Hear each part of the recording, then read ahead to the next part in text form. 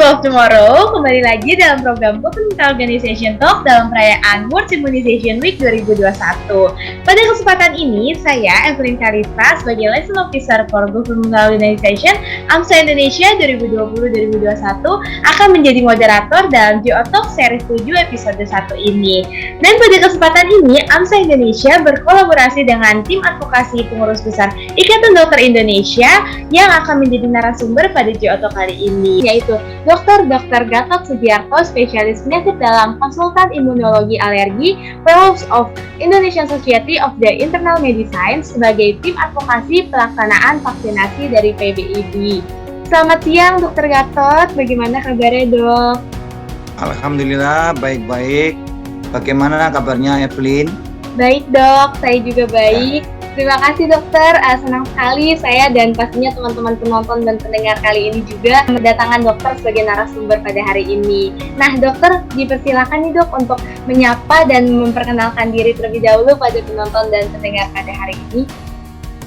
Selamat siang sejawat sekalian yang ada di tanah air. Assalamualaikum warahmatullahi wabarakatuh. Salam sehat ya. Mudah-mudahan kita semua selalu dalam lindungan Tuhan Yang Maha Esa ya. Perkenalkan saya Dr. Gatot Sugiarto, spesialis penyakit dalam, konsultan alergi imunologi. Saya adalah seorang dosen di Fakultas Kedokteran Universitas Airlangga, Rumah Sakit Umum Dr. Sutomo Surabaya, dan kebetulan saat ini saya juga dipercaya sebagai anggota dari tim advokasi pelaksanaan vaksinasi PBID. Demikian, mudah-mudahan yang kita bahas bersama Evelyn pada siang hari ini bisa membuat sahabat sekalian menjadi lebih paham tentang vaksinasi. Senang banget nih dok kedatangan dokter sebagai narasumber pada hari ini. Nah tanpa berlama-lama lagi nih dok, saya akan langsung mulai saja ya dok pada pertanyaan pertama nih dok. Terkait dengan, karena kita sekarang temanya tentang World Immunization Week, nah dokter boleh nih dijelaskan nih dok, apa sih peran imunisasi dan juga vaksinasi pada kesehatan kita dok? Ya, tentu saja kesehatan kita itu banyak sekali faktor yang mempengaruhi ya. Dari faktor genetik, kemudian faktor lingkungan. Nah, faktor lingkungan itu adalah gaya hidup dan kemudian juga faktor dari paparan terhadap bahan-bahan yang berbahaya di lingkungan ya. Nah, tentu saja kita sakit atau tidak itu merupakan kombinasi dari kedua faktor itu ya. Ada orang yang secara genetik memiliki kecenderungan untuk lebih mudah mengalami penyakit tertentu ya. Tetapi kecenderungan genetik itu tidak harus selalu muncul menjadi penyakit. Nah, harus ada faktor yang lain, misalnya faktor lingkungan. Nah, faktor lingkungan seperti yang tadi, gaya hidup itu juga ikut menentukan ya. Pola makan dan sebagainya, apakah dia mendapatkan asupan makanan yang bergizi, apakah dia berusaha memperkuat pertahanan tubuhnya dengan istirahat yang cukup, banyak olahraga, menghindari stres, menghindarkan bahan-bahan yang misalnya justru malah menimbulkan penyakit. Dan walaupun kita semua udah berusaha semacam itu ancaman penyakit menular itu tidak bisa dihilangkan sama sekali ya. Dari tahun ke tahun atau bahkan dari abad ke abad, itu kalau kita lihat dalam sejarahnya selalu ada faktor penyakit infeksi yang kemudian menimbulkan banyak korban dari masa ke masa ya. Dan memang pada waktu itu kedokteran belum begitu berkembang ya, dan infeksi masih menjadi faktor yang membatasi populasi masyarakat pada saat itu ya. Dan setelah kita menjadi paham tentang peranan lingkungan terhadap faktor kesehatan, maka kemudian diupayakanlah satu, memperbaiki sanitasi, memperbaiki supply air minum dan sebagainya yang sehat, yang menghindarkan kita dari infeksi. Dan kemudian juga diperkenalkan kedokteran pencegahan. Nah, kedokteran pencegahan ini pada masa lalu memang masih difokuskan pada penyakit-penyakit infeksi. Kita melihat bahwa dari wabah-wabah yang sudah pernah terjadi di dunia, itu kemudian para pendahulu kita seperti misalnya Edward Jenner, Louis Pasteur dan sebagainya, mereka memperkenalkan upaya untuk melindungi anggota masyarakat supaya tidak terkena infeksi yang sedang mewabah pada waktu itu. Dan ternyata upaya tersebut berhasil ya. Dan akhirnya kita tahu bahwa vaksinasi adalah salah satu upaya dari kedokteran pencegahan, terutama yang berkaitan dengan penyakit infeksi, di mana dengan vaksinasi itu kita bisa mencegah anggota populasi masyarakat secara keseluruhan dari kemungkinan terjadinya infeksi. Nah, infeksi bisa berkembang di suatu populasi masyarakat kalau dalam populasi tersebut hanya sedikit orang yang memiliki kekebalan. Sehingga kalau hanya sedikit atau bahkan tidak ada sama sekali yang memiliki kekebalan, maka penyakitnya bisa menular dari satu orang ke orang lain, dan orang yang lain yang tertular juga bisa menularkan pada orang lain di sekitarnya, sehingga penyebaran penyakit itu bisa tidak terkendali. Nah, dengan vaksinasi ternyata itu dalam sejarah kita sudah bisa belajar bahwa beberapa penyakit infeksi yang merajalela pada waktu itu, misalnya smallpox atau cacar air, kemudian ada juga polio, itu dengan vaksinasi kita sudah berhasil menurunkan, atau kalau untuk polio bahkan kita sudah bisa dianggap sebagai mengeradikasi beberapa penyakit menular tersebut. Begitu Mbak Evelyn. Baik, terima kasih dokter. Memang sangat penting dan banyak juga ya dok peran imunisasi bagi tubuh kita. Jadi tadi juga dokter sudah menjelaskan nih dok. Nah dokter, boleh nih dokter juga menjelaskan bagaimana sih konsekuensi bagi jika kita tidak mendapatkan imunisasi pada saat anak-anak tidak lengkap, dan bagaimana sih kondisinya dan konsekuensinya kepada diri kita pada saat dewasa ataupun di masa tua nanti dok. Seperti itu dok. Ya, jadi sebenarnya pada masa kanak-kanak itu ada beberapa penyakit yang menyerang anak-anak dan bisa sebenarnya dicegah dengan vaksinasi pada anak-anak ya. Istilahnya adalah vaksin preventable diseases. Beberapa diantara misalnya ada difteri, ada campak, ada gondongan atau mumps gitu ya. Kemudian ada pertusis atau batuk rejan, ada polio, ada rubella, ada tetanus, kemudian infeksi invasif dari HIV gitu ya. Nah, Haemophilus influenza tipe B. Nah, itu semua kalau tidak pada masa anak-anak dilakukan vaksinasi, maka penyakit itu akan menyebabkan infeksi yang menurunkan kualitas hidupnya anak-anak itu sendiri. Ada yang kemudian menambatkan kondisi di mana tumbuh kembangnya tidak sempurna.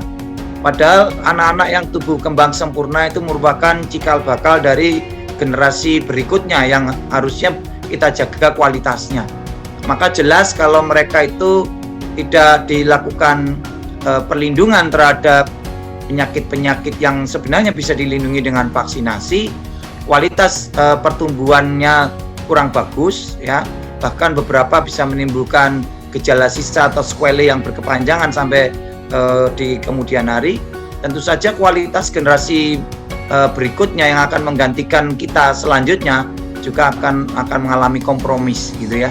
Nah, itu sebabnya kita tetap berharap bahwa vaksinasi yang seharusnya diberikan dalam program vaksinasi reguler pada anak-anak juga tetap harus diberikan, karena dampaknya juga akan mereka bawa pada kehidupan dewasa dalam bentuk kualitas hidup yang kurang baik ya. Baik dok, jadi memang penting banget untuk melakukan vaksinasi dari saat kecil juga ya dok, biar kita kekebalan tubuh saat dewasa dan tuanya juga sudah terbentuk seperti itu ya dok. Nah dokter, saya juga izin bertanya lagi nih dok, kebanyakan dari kita juga belum terlalu paham nih dok apa perbedaan dari imunisasi, vaksinasi itu dari perbedaan sendirinya. Definisinya seperti apa dok? Ini dokter bisa dijelaskan dikit dok? Oke, kalau vaksinasi adalah upaya memberikan vaksin ya pada seseorang. Tentu saja ada maksudnya ya.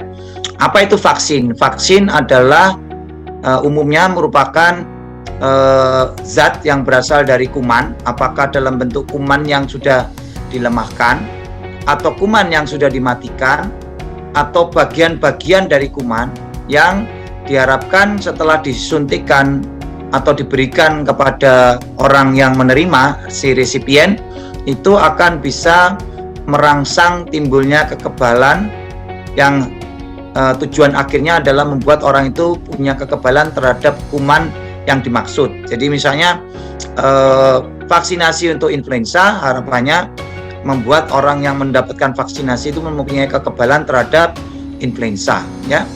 Imunisasi sebenarnya adalah upaya untuk merangsang sistem imun supaya sistem imun lebih kuat. Tentu saja juga tujuannya adalah menghadapi infeksi dan sama sebenarnya. Jadi bedanya adalah kalau vaksinasi itu memang dengan vaksin, ya. Kalau imunisasi itu bukan dengan vaksin saja. Jadi misalnya dengan plasma konvalesen. Plasma konvalesen itu adalah darah dari orang yang baru saja sembuh dari penyakit, diambil plasmanya, ya. Darah itu kan ada sel-sel darahnya, kemudian ada plasmanya. Nah, plasmanya itulah yang banyak mengandung antibodi, ya. Nah, antibodi ini bisa kemudian diberikan kepada orang lain yang membutuhkan, yang belum punya kekebalan, yang kebetulan juga diserang oleh penyakit yang sama, seperti misalnya pada COVID saat ini kan banyak itu plasma konvalesen. Nah, itu adalah salah satu bentuk yang kita sebut sebagai imunisasi. Imunisasi yang kita berikan secara pasif karena tubuh tidak dirangsang untuk secara aktif membentuk antibodi, tapi tubuh itu hanya secara pasif menerima antibodi yang sudah jadi, yang diperoleh dari orang-orang yang sudah sembuh dari infeksinya. Ini juga disebut sebagai imunisasi, tapi namanya imunisasi pasif.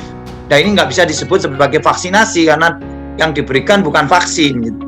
Jadi sebenarnya keduanya mirip-mirip, tapi ya contoh tadi mudah-mudahan bisa menjelaskan apa sih bedanya antara vaksinasi dengan imunisasi. Kalau vaksinasi adalah imunisasi yang aktif. Baik dok, jadi kalau yang saya dapat simpulkan, kalau vaksinasi ada imunisasi yang aktif, jadi memang diberikan zat secara khusus, tetapi kalau imunisasi itu kita bisa berbagai hal, bisa dari plasma konvalesen dan juga lain-lain seperti itu ya dok. Ya. Baik dok, pertanyaan selanjutnya nih dok, mengenai vaksinasi ini juga masih terdapat fakta dan mitos, juga masih terdapat miskonsepsi dari orang-orang di Indonesia khususnya gitu dok. Jadi saya izin untuk bertanya mengenai beberapa hal nih dok. Jadi dokter Silakan. Dokter bisa menjelaskan apakah hal ini benar dan bisa juga diberikan penjelasannya nih dok. Nah, yang pertama itu pernyataannya ini nih dok. Jadi seseorang jika selama hidupnya selalu melaksanakan hidup bersih dan juga sehat, pasti tidak akan terkena penyakit. Jadi tidak perlu tuh dok melakukan vaksinasi. Nah, bagaimana tuh dok? Ya, oke. Jadi kehidupan yang sehat itu merupakan salah satu upaya untuk membuat supaya kita terhindar dari kuman-kuman yang bisa menyebabkan kita terkena infeksi.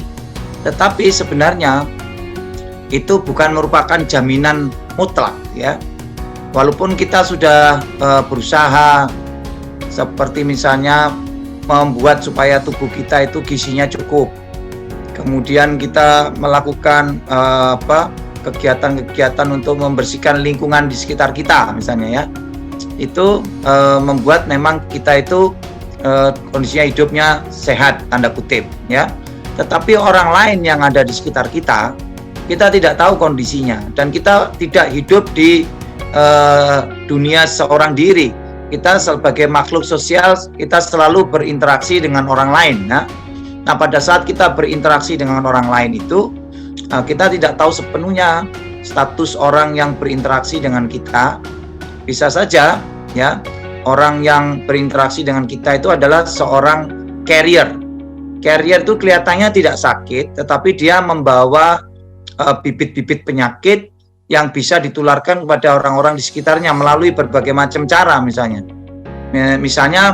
ada yang ditularkan melalui udara pernapasan, ada juga yang ditularkan melalui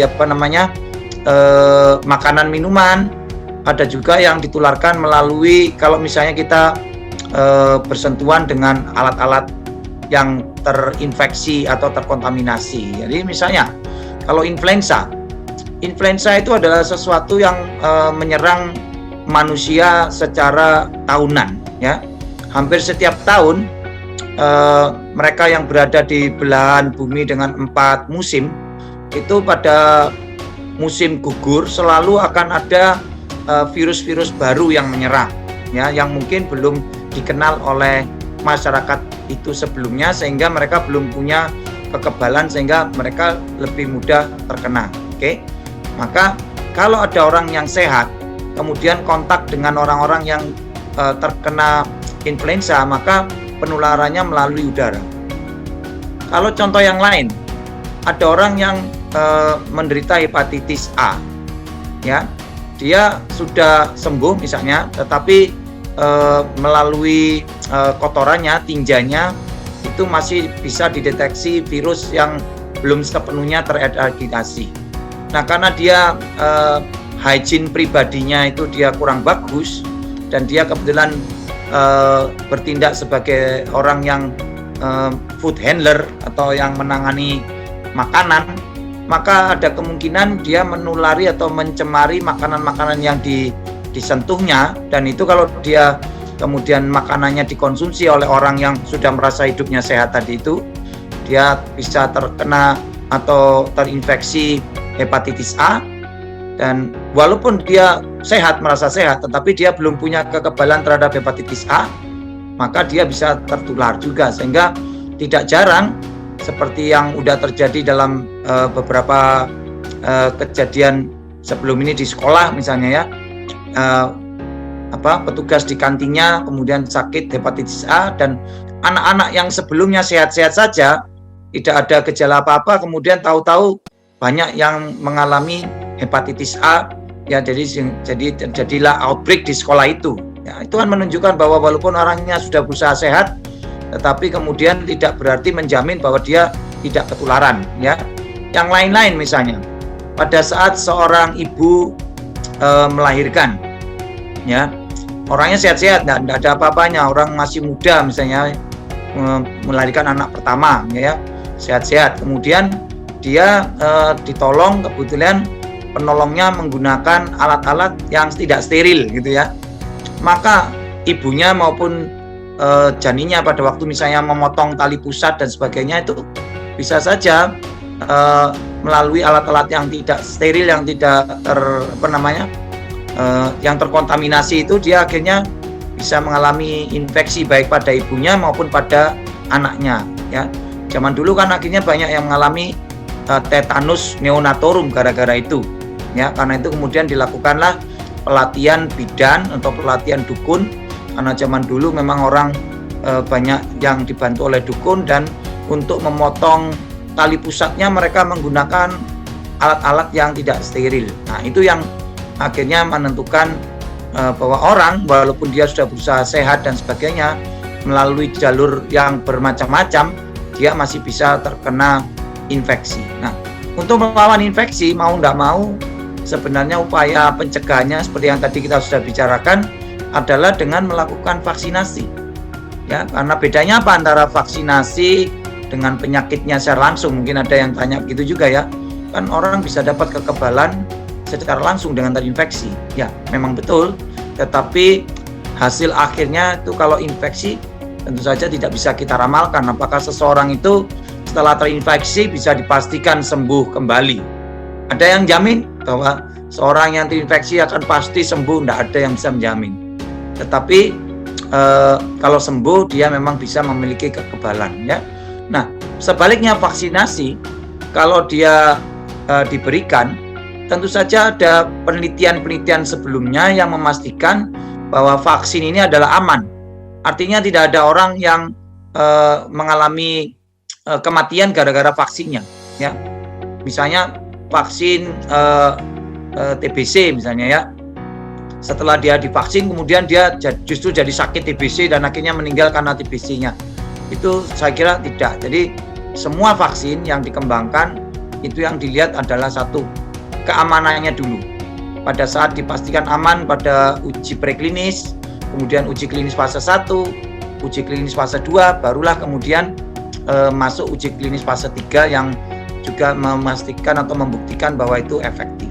Jadi bedanya adalah dipastikan aman. Nah, kalau sudah dipastikan aman, maka harapannya nanti seseorang yang diberi vaksin itu tetap outcome-nya mendapatkan kekebalan yang diharapkan bisa seperti pada saat orang yang mengalami infeksi secara alamiah, tetapi tanpa risiko yang besar.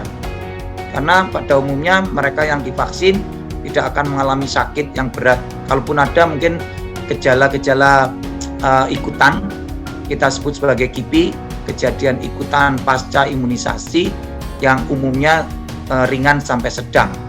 Itu sih. Benar, detail banget, dan juga yang saya bisa simpulkan itu jadi selain imunisasi bisa menjaga diri kita, juga bisa menjaga orang lain di sekitar kita ya dok. Jadi emang penting banget untuk melaksanakan vaksinasi dan imunisasi ya dok. Nah, dok, ini juga selanjutnya pertanyaan selanjutnya ini dok masih berkaitan dengan pertanyaan pertama.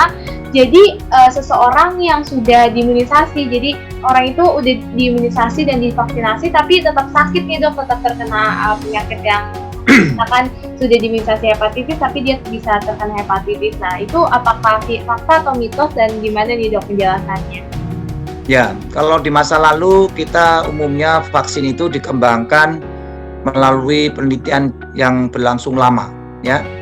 Kita lihat dalam sejarahnya pembentukan vaksin untuk beberapa penyakit infeksi di masa lalu itu antara 10 tahun sampai 12 tahun. Jadi benar-benar dipastikan bahwa perlindungannya itu bagus gitu ya, dan mempunyai efek perlindungan jangka panjang, sehingga dengan waktu penelitian yang panjang itu kandidat-kandidat vaksin itu sudah diseleksi sebelumnya, mana kandidat vaksin yang bisa sesuai harapan itu memberikan perlindungan yang tinggi efikasinya sekaligus juga bisa memberikan perlindungan jangka panjang ya.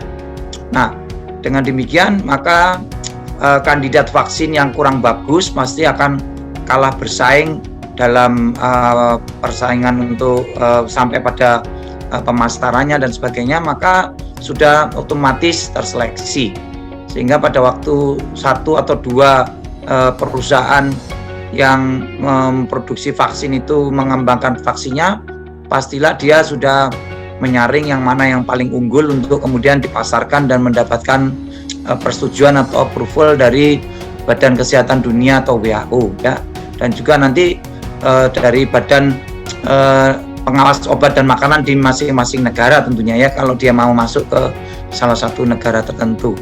Nah, kondisi yang sekarang kita alami itu tidak ideal seperti pada masa lalu ya. Pada masa lalu itu kita buat vaksin untuk polio aja bisa berpuluh-puluh tahun ya. Ya, kemudian bahkan ada penyakit-penyakit tertentu yang sampai sekarang vaksinnya juga belum bisa diandalkan. Misalnya vaksin untuk HIV sampai sekarang kita belum punya vaksin yang benar-benar andal ya. Kemudian untuk SARS dan MERS itu juga belum ada vaksinnya, mungkin karena wabah SARS waktu itu berlangsung pendek, MERS juga demikian berlangsung pendek dan tidak menyebabkan dampak yang begitu luas seperti wabah COVID-19 saat ini, sehingga beberapa vaksin yang harusnya bisa dibuat untuk yang SARS dan MERS itu ternyata kemudian tidak juga terwujud karena wabahnya kemudian sudah berhenti ya.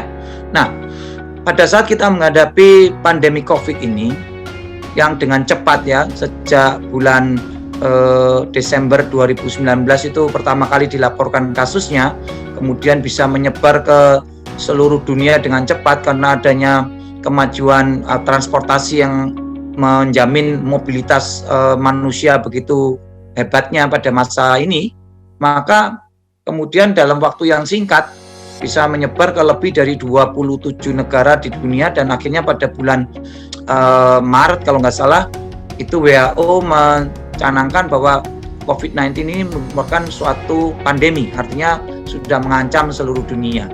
Nah, pada saat seperti inilah kemudian kita lihat berbagai pihak justru bukan bersaing tapi kemudian bekerja sama, yang punya dana menyediakan dananya. yang punya keahlian secara ilmiah melakukan penelitian-penelitian untuk mengembangkan berbagai jenis platform untuk vaksin COVID-19. Ya. Baru saat ini dalam sejarah ada lebih dari 100 kandidat vaksin dengan berbagai macam platform. Ada yang menggunakan virus yang dimatikan, ada yang menggunakan adenovirus sebagai vektor, ada yang menggunakan material genetik seperti DNA atau mRNA, ada yang menggunakan virus protein atau virus-like particle sebagai platformnya, dan mereka mencoba melawan musuh yang sama, yaitu COVID-19. Ya, tentu saja menghadapi pandemi kita tidak punya waktu yang banyak. Maka akhirnya WHO memfasilitasi semua pihak yang bekerja sama secara internasional untuk mengembangkan vaksin, dan vaksin-vaksin yang sudah mencapai fase ketiga kemudian bisa dilanjutkan untuk dinilai, ya, apakah hasil penelitian uji klinis fase 3-nya itu memang memenuhi beberapa kaidah. Misalnya kaidah dari WHO yang jelas adalah keamanannya jelas terjamin, ya, tidak menimbulkan hal-hal yang bisa justru membahayakan kesehatan.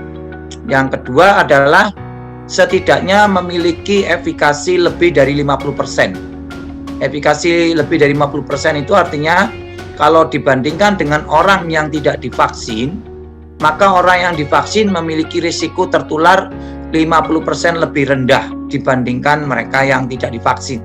Itu syarat dari WHO. Dan setelah ada beberapa vaksin yang dalam uji klinisnya menunjukkan bahwa efikasinya di atas 50%, maka WHO memberikan izin penggunaan darurat, ya, kita sebut sebagai emergency use authorization.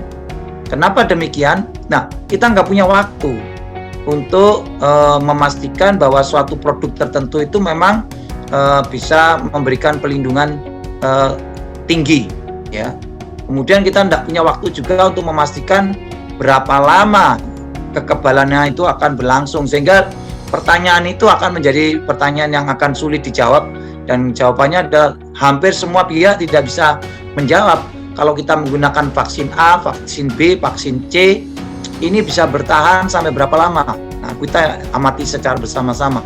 Lalu yang dikatakan dalam uji klinisnya itu efikasinya ada yang 90%, ada yang 70%, ada yang 65 dan sebagainya. Apakah dijamin pada saat nanti dilakukan vaksinasi di masyarakat itu persis sama seperti yang diuji cobakan? Itu juga nggak pasti gitu ya, karena mereka yang terjaring dalam sebagai subjek dalam uji klinis itu kan ada kriteria pemilihannya, ya. Di kriterianya dipilih, maka misalnya orangnya sehat, nggak punya penyakit-penyakit yang komorbid, ya, usianya usia yang sesuai dengan harapan. Kemudian pada umumnya dipilih yang sehat-sehat dan tidak memiliki risiko untuk mengalami hal-hal negatif, ya. Nah, tentu saja dalam uji klinis hasilnya misalnya menghasilkan hasil yang lumayan bagus, misalnya katakanlah 90%. Nah, pada saat dia diberikan di masyarakat umum, kan masyarakat umum itu adalah populasi yang berbeda dengan subjek yang terseleksi dalam uji klinis tadi. Orang di masyarakat ada yang usianya mungkin lebih tua dari yang ada dalam uji klinis, mungkin juga memiliki komorbid yang dalam uji klinis itu tidak ada diteliti, gitu ya. Juga misalnya orang hamil, orang yang menyusui, ya, apakah boleh divaksin? Nah, itu kalau di dalam uji klinis pasti ditolak karena nanti akan dianggap melanggar kode etik, karena itu tidak pernah ada orang hamil atau orang menyusui diikut sertakan dalam uji klinis, ya. Tetapi pada kenyataannya di masyarakat orang hamil maupun orang yang menyusui kan juga berisiko, dan pada faktanya mereka juga akan mendapatkan pelindungan. Dari mana kita dapat datanya, ya? Dan dengan demikian kita sekarang ini hanya bisa berharap bahwa vaksin-vaksin yang udah lolos dari uji klinis fase 3 dan kemudian memenuhi persyaratan dari WHO yaitu aman. Dan kedua adalah memberikan perlindungan efikasi lebih dari 50%, itu bisa digunakan dengan secara darurat. Nah, artinya ya kita tetap berharap bahwa dengan vaksin itu kita bisa menurunkan risiko seseorang terinfeksi. Tetapi menurunkan risikonya tidak 100%. Jadi walaupun orang itu divaksin, ya, vaksin yang pertama maupun yang vaksin yang kedua misalnya, itu tidak ada jaminan 100% bahwa dia akan terhindar dari infeksinya. Karena kita tahu saat ini vaksin-vaksin yang ada ini yang sudah lebih dari 100 jenisnya, meliputi berbagai macam platform itu, tidak ada satupun yang memberikan perlindungan 100%. Ya, sekali lagi menjawab pertanyaannya Mbak Kalista, bisakah orang yang sudah divaksin terkena infeksi? Bisa. Berapa persen kemungkinannya tergantung dari jenis vaksin yang dipakai dan tergantung juga dari orang itu. Apakah orang itu gizinya cukup, jenis kelaminnya apa, usianya berapa, punya penyakit komorbid apa enggak, apakah dia juga menderita penyakit infeksi oleh kuman yang lain, apakah dia menggunakan antibiotika atau justru sebaliknya mengkonsumsi prebiotik atau probiotik, ya. Apakah dia menggunakan obat-obatan yang justru bisa menghambat pembentukan sistem kekebalan, misalnya kortikosteroid atau obat-obatan yang sifatnya imunosupresan, atau sebaliknya dia malah menggunakan obat-obatan yang memiliki efek sebagai imunomodulator yang meningkatkan respon pembentukan antibodi dan seterusnya. Baik, terima kasih dokter, jawabannya sangat menjawab dan sangat jelas banget nih dok bagi kita juga. Nah nih dok, saya akan lanjut ke pernyataan selanjutnya nih dok. Menurut dokter, memberikan lebih dari satu vaksin secara bersamaan itu apakah dapat meningkatkan resiko efek samping berbahaya dan dapat membebani dari sistem kekebalan tubuh anak dok? Apakah itu benar atau tidak dok? Ya, sebenarnya tubuh kita itu memiliki respon imun yang sifatnya fleksibel, plastis. Jadi artinya dalam dunia nyata kita juga mendapatkan serangan bertubi-tubi dari kuman yang ada di sekitar kita. Sehingga dalam kondisi nyata kita juga bisa mendapatkan infeksi secara bersama-sama oleh lebih dari satu jenis kuman, ya. Dan bukan berarti kalau kemudian begitu maka sistem kekebalan tubuhnya akan menjadi makin lemah atau mungkin efeknya menjadi makin parah. Kalau dalam dunia nyata memang pada saat dia mendapatkan kombinasi infeksi dua-duanya itu memang parah. Artinya begini, misalnya orang ini terkena influenza, kemudian pada saat yang bersamaan terkena infeksi bakteri. Kedua kuman itu, yang satu influenza virus, yang satu bakteri, yang misalnya pneumococcus misalnya begitu, itu akan saling memperberat. Sehingga dalam kondisi nyata kalau ada orang yang mula-mula terinfeksi virus kemudian ada infeksi bakterial tumpangannya namanya super infection, itu biasanya penyakitnya bertambah parah, ya.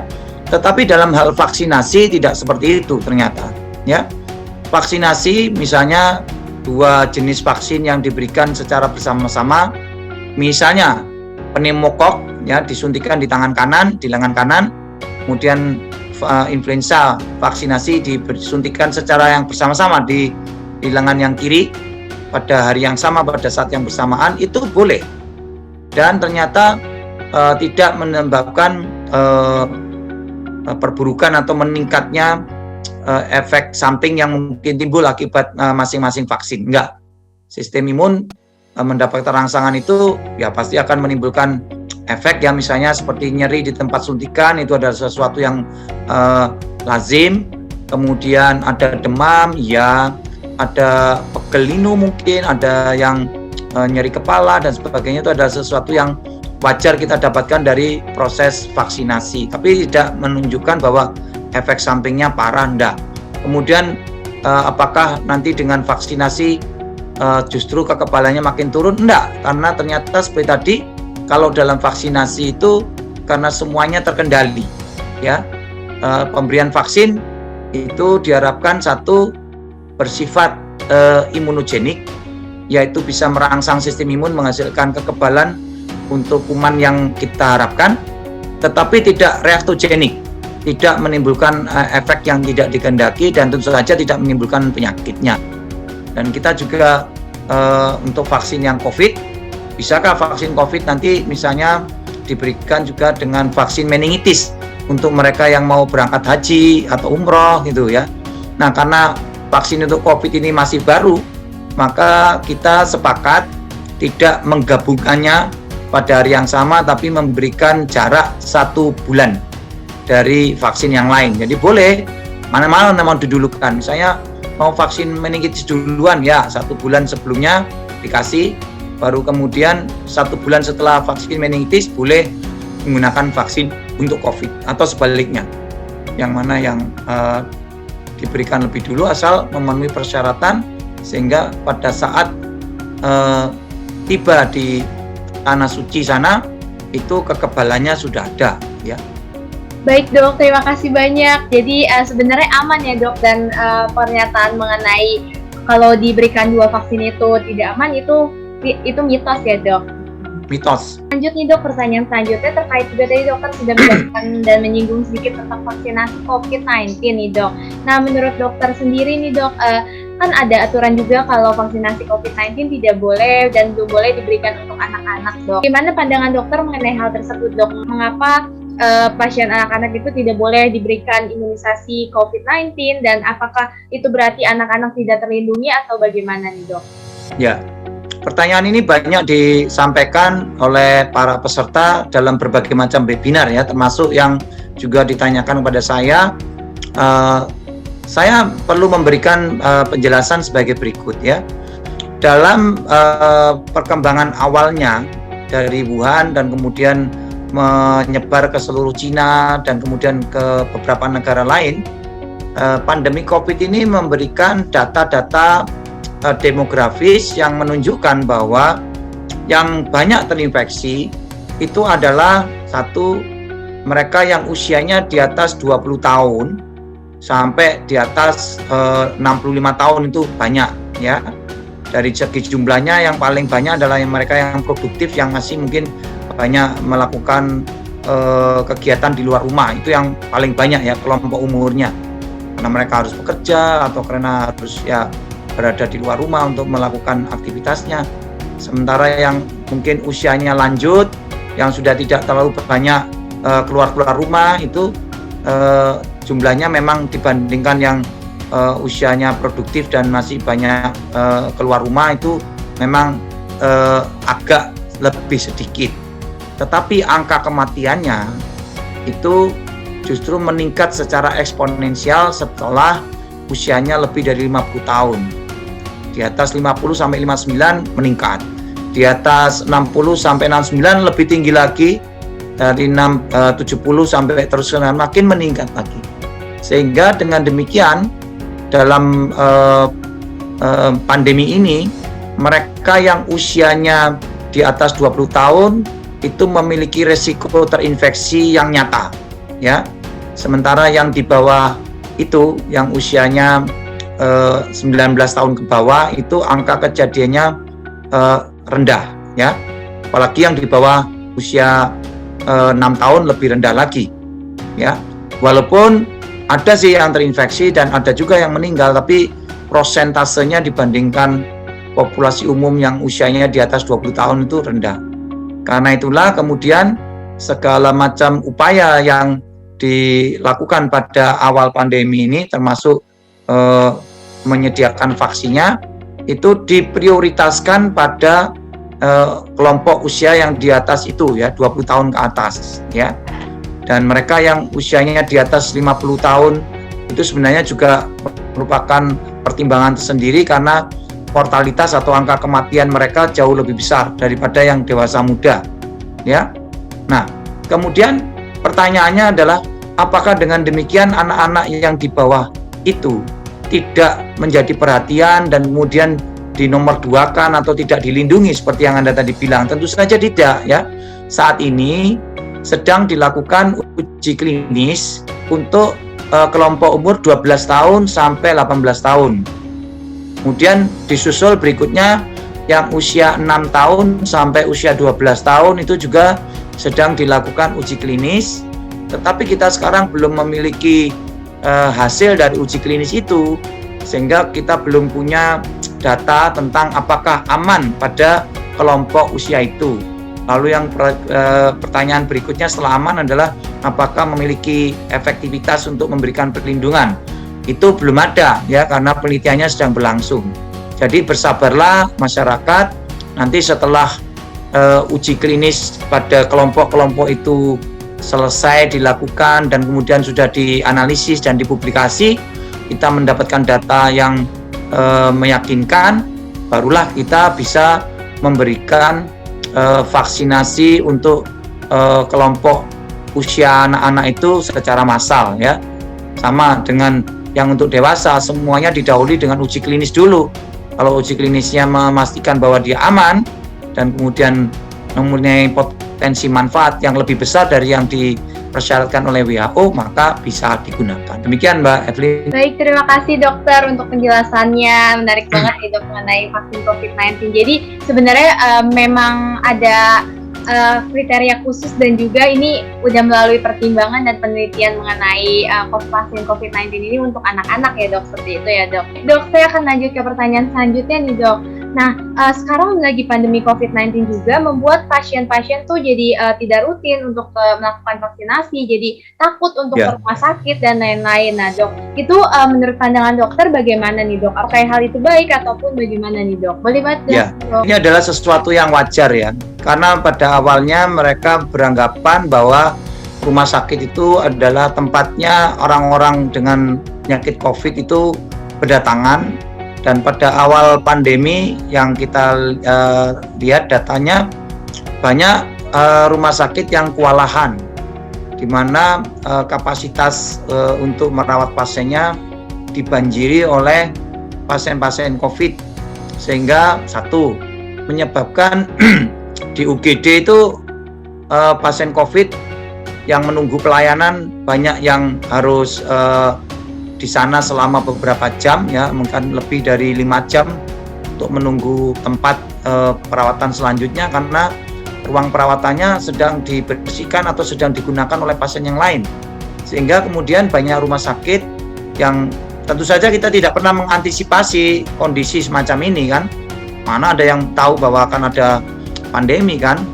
Jadi banyak rumah sakit yang tidak siap siaga untuk menghadapi kondisi ini, sehingga terpaksa harus melakukan upaya-upaya penyesuaian ya, misalnya mengubah keperuntukan ruang perawatan yang tadinya untuk pasien-pasien biasa dialihkan untuk menjadi pasien COVID ya.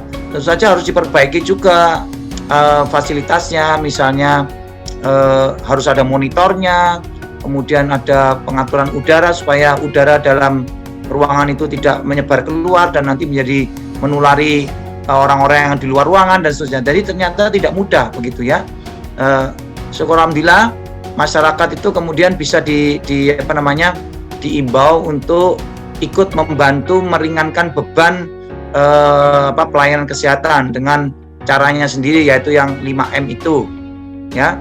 Dengan 5M mereka menghindarkan diri dari infeksi dan dengan demikian tidak membebani fasilitas kesehatan dengan harus merawat orang-orang yang terinfeksi dan sekitar 30-an% harus dirawat di rumah sakit ya.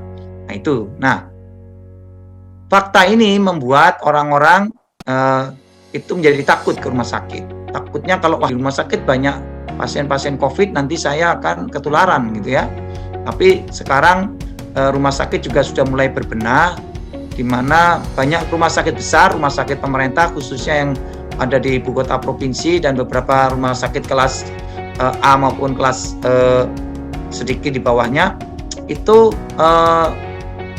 sudah menyesuaikan dengan menyendirikan alur pasien infeksi, yaitu dengan demam dan sebagainya, diarahkan ke jalur yang infeksius. Pasien-pasien yang non infeksius yang tidak ada keluhan demam dan sebagainya itu diarahkan melalui jalur yang berbeda yang tidak memungkinkan terjadinya saling penularan, ya. Nah, itulah yang kemudian kita gunakan untuk memberikan penjelasan kepada anggota masyarakat. Itu mungkin. Baik dok, terima kasih banyak dok penjelasannya. Jadi kita nggak perlu takut ya dok untuk ke rumah sakit untuk melakukan imunisasi rutin, karena juga dokter juga menjelaskan kita udah protokol kesehatannya juga sudah baik dan dari rumah sakit ada regulasinya sendiri gitu dok. Ya. Nah dokter, kita sudah mencapai di akhir acara nih dok. Dokter mungkin bisa nih dok untuk memberikan pesan kepada kita, kepada pendengar dan penonton, khususnya kita sebagai mahasiswa kedokteran dan juga orang-orang yang mendengar Geotalk hari ini mengenai pentingnya vaksinasi dan juga pentingnya untuk melaksanakan imunisasi secara rutin nih dok. Boleh banget dok. Ya, makasih sekali lagi para sejawat sekalian, masyarakat di luar sana yang menikmati acara talk show ini, ya. Saya ada beberapa poin yang ingin saya garis bawahi. Yang pertama, pandemi COVID-19 ini membutuhkan upaya kita bersama untuk melawan, ya. Tentu saja kita melawannya itu sesuai dengan kompetensi dan tugas kita masing-masing. Petugas kesehatan yang ada di rumah sakit itu berusaha mendeteksi sedini mungkin orang-orang yang terinfeksi dan kemudian memisahkannya dari anggota masyarakat lain supaya orang-orang yang terinfeksi tidak menjadi sumber penularan, ya. Jadi diagnosis semakin dini semakin bagus. Jadi kalau ada gejala-gejala yang mencurigakan, jangan ditunda-tunda. Karena dengan menunda itu menyebabkan penyakitnya sudah maju pada tahap yang lebih parah sehingga penata-laksanaan mungkin terlambat. Jadi kalau ada gejala yang mencurigakan, segera diperiksakan, ya. Hindarkan kekhawatiran bahwa petugas kesehatan akan meng-COVID-kan semua pasien. Tidak, itu adalah salah satu mitos yang lain yang tadi belum sempat kita bahas, tapi tidak ada upaya petugas kesehatan meng-COVID-kan, itu tidak benar, ya. Ya. Kemudian diagnosis dini adalah salah satu tugas dari petugas kesehatan. Yang kedua, kemudian memberikan tata laksana yang sesuai, yaitu dengan pengobatan dan tentu saja setelah dipastikan seseorang itu mengalami COVID, ya. Nah, kalau kita bisa membatasi jumlah orang-orang yang membutuhkan pelayanan kesehatan, maka fasilitas kesehatan yang ada di negara kita tidak akan kewalahan. Tenaga kesehatan yang ada di negara kita tidak akan mengalami kecapean atau burnout, karena burnout itu sendiri juga akan membuat mereka daya tahan tubuhnya turun dan akhirnya mereka sendiri juga terkena infeksi. Sudah banyak tenaga kesehatan yang terinfeksi dan meninggal gara-gara COVID juga. Dan ini adalah sebuah kerugian yang besar karena satu, untuk mendidik mereka menjadi dokter, untuk mendidik mereka menjadi perawat yang punya pengalaman dan keahlian, untuk mendidik mereka menjadi tenaga spesialis, itu membutuhkan investasi biaya dan waktu yang tidak sedikit. Sehingga kalau mereka kemudian yang sudah jadi dan akhirnya harus gugur pada saat pelaksanaan tugas, kerugiannya itu ditanggung oleh semua pihak, termasuk kita masyarakat umum, ya. Nah, supaya tidak terjadi beban yang berlebihan, tidak terjadi burnout pada anggota tenaga kesehatan, maka masyarakat punya andilnya sendiri, yaitu melindungi diri supaya tidak terinfeksi, ya. Ya, kita semua berharap bahwa dengan vaksinasi, ya, akan tercapai kekebalan kelompok.